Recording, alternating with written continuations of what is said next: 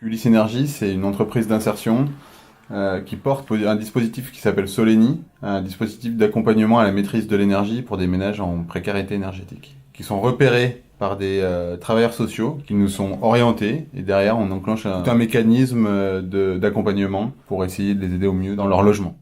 Alors, dans un premier temps, on intervient au domicile. On fait un relevé socio-technique du logement. Nous regardons le bâti, les huisseries, le système de débit pour l'eau. Et on collecte le maximum d'informations sur les usages. On rentre les données collectées lors de la première visite dans le logiciel qui fait le calcul de la répartition des dépenses par poste.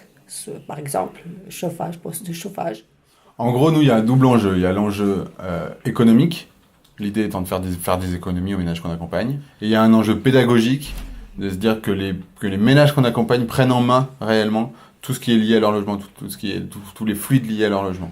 On établit un diagnostic au plus proche des consommations du ménage qu'on a visité. En deuxième visite, on leur rapporte le diagnostic qu'on a fait sur le logiciel et on leur explique point par point, poste par poste, comment leur consommation d'électricité ou gaz suivant.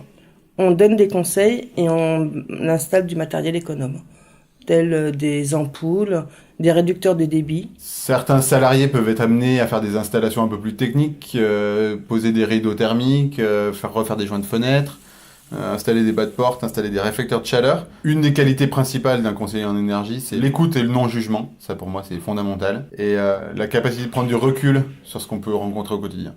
C'est vraiment quelque chose qu'on devrait même faire perdurer partout, parce que les gens en ont besoin. Voilà, Solénie est un peu une petite aide au quotidien.